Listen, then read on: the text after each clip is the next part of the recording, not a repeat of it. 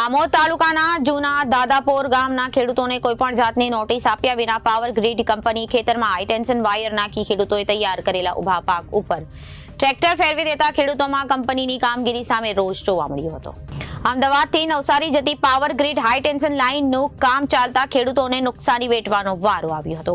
તો ઉલ્લેખનીય છે કે આમોદ પંથકમાં ઢાઢર નદીના કાંઠે આવેલા ગામોમાં પૂરતી ખેતીને 2 વખત વ્યાપક નુકસાન પહોંચ્યું હતું, જે નુકસાનની હજુ ખેડૂતોને કળ નથી વળી। ત્યાં વીજળીના હાઈ ટેન્શન પાવર ઉભા કરવા માટે ખેડૂતોના ઉભો પાક કાઢી નાખતા ખેડૂતોને ભારે નુકસાન વેઠવાનો વારો આવ્યો છે, જેથી ખેડૂતોએ નુકસાનીનું પૂરેપૂરું વળતર મળે તેવી સરકાર પાસે માંગ કરી હતી। વીજ કંપનીએ પોલીસ પ્રોટેક્શન સાથે ખેડૂતના ખેતરમાં ઘૂસીને વીજ વાયર નાખવાની કામગીરી શરૂ કરતા ખેડૂતોએ રોષે ભરાયા હતા અને ખેડૂતોએ હાલમાં વેડા, તુવેર, છોડી, વાલા, મરચા સહિતની ખેતી કરી પાક રીતે તૈયાર કર્યો હતો અને ઉભા પાકનો નાશ કરતા ખેડૂતોમાં રોષ જોવા મળ્યો હતો। ઉલ્લેખનીય છે કે આ બાબતે સ્થળ ઉપર હાજર અધિકારીઓએ જણાવ્યું કે ખેડૂતોને જે પણ કંઈ નુકસાન થયું છે તે નુકસાનીનું સર્વે કરી તેમને વળતર ચૂકવવામાં આવશે। મારું નામ રાહુલભાઈ જીસાબ, ગામ જૂના દાદાપોર।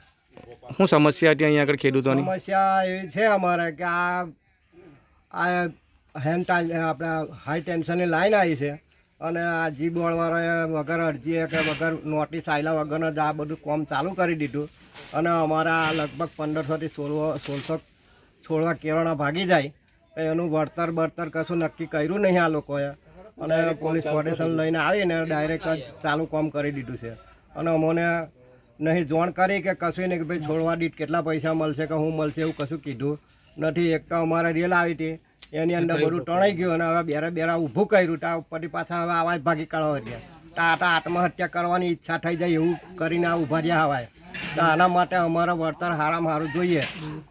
એક તો એવું બાપના વાવન એવું કર્યું અમે હવે કઈથી લાઈને હાલવાના? તમારા ગામમાં રેલ કેટલી વાર આવી?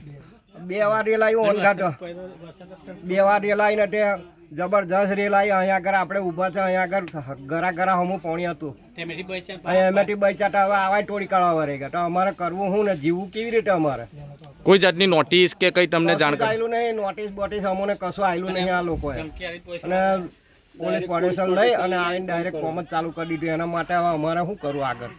એટલે અમારે કહેવું એવું છે કે ભાઈ અમને વળતર જરા સારું મળે અને કંઈક અમારા જીવા એવું થાય, બાકી આમાં તો છે ને આત્મહત્યા થઈ જાય એવો ગાંઠ્યા હોય એવું છે અમારું કામ। બસ કયા કયા પાકને નુકસાનો છે અહીંયા આગળ? કેળ છે, તુવેર છે, ઝાલર છે, ચોરી, મરચી એ બધા પાક અમારા છે અહીંયા આગળ। આજુબાજુના બીજા બધા ખેડૂતોને આ પ્રશ્ન છે કે ખાલી તમારો જ પ્રશ્ન છે? બધાને છે, આનોય રાવજી બાબુ છે, મનુ કાળા છે, આ બાજુ ઇરફાનભાઈનું છે, બધાનું છે, બધા અહીં ઉભેલા જ છે, હાજરમાં જ છે, આ જાહિદભાઈ છે, બધા જ છે અહીંયા આગળ। Reporter Saif Ali Bhatti, ABC news, Bharuch.